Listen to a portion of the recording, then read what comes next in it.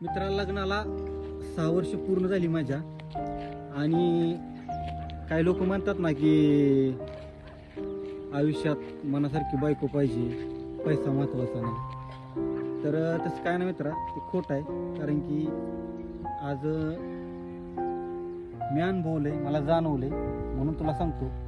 कारण की नुसतं प्रेम महत्त्वाचं नाही, पैसा पण तितकाच महत्त्वाचा आहे जितकं की प्रेम. कारण की जिथे तिथं प्रेम येईल तिथं तिथं पैसा येणार, 100%.